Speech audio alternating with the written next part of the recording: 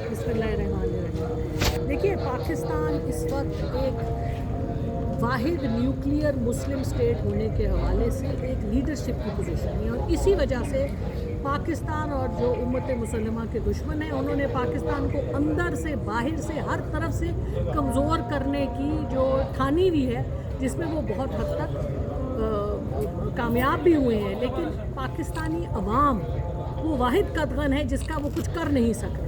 पाकिस्तानी अवाम फ़लस्तीन के साथ खड़ी है। कायदे आज़म मोहम्मद अली जिन्ना ने कहा था 2 स्टेट सोल्यूशन नहीं, 1 स्टेट सोल्यूशन है। फ़लस्तीन का हक है, उनकी ज़मीन है, उनके लोगों की जिस तरह नस्ल कुशी हो रही है, और इज़राइल जो कि एक काबिज़ है, जो आपके मगरबी ममालिक का कायदे आज़म के अल्फाज में नाजायज़ उनका बच्चा है इज़राइल।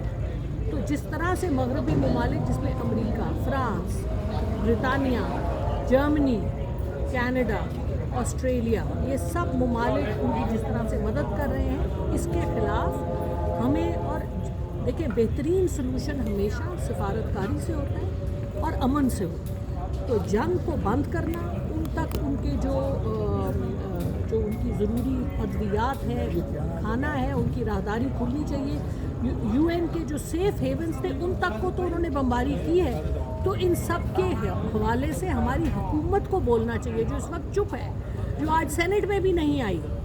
10 मिनट के लिए वज़ीर ख़ारजा है और 5 मिनट के लिए कोई और मिनिस्टर है जिनको हम पहचानते ही नहीं हैं कि वो कौन है। तो हुकूमत की एक लाताल्लुकी अवाम के जो उनके एहसासात और ख्वाहिशात हैं, ये हुकूमत की लाताल्लुकी नहीं चलेगी।